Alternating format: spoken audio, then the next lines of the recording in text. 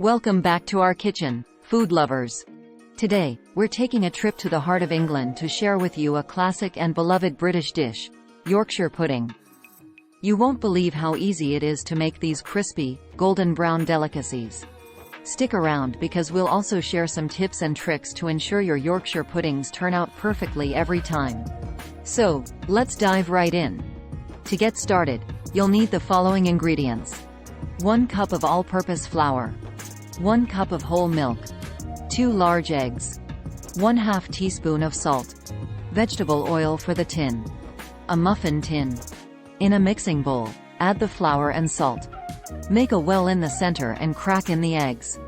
Then, gradually add the milk while whisking everything together. Keep whisking until you have a smooth, lump-free batter. Set this aside for about 30 minutes. This resting period is key for perfect Yorkshire puddings. While the batter is resting, preheat your oven to 450 degrees Fahrenheit, 230 degrees Celsius. Place a muffin tin in the oven to heat along with it. Take the preheated muffin tin out of the oven and pour a small amount of vegetable oil into each cup, just enough to coat the bottom. Once the oil is hot and sizzling, pour the batter into each cup, filling them about halfway. Be careful not to overfill. You want room for them to rise. Now that the batter is in the tin, it's time to bake. Pop the tin back into the oven and let them cook for 20 to 25 minutes, or until they're beautifully risen, golden, and crispy. It's important not to open the oven during this time. They might deflate. And there you have it.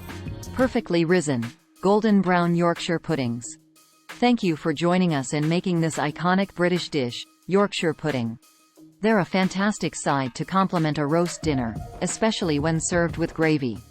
If you enjoyed this recipe, don't forget to give us a thumbs up and subscribe for more delicious recipes.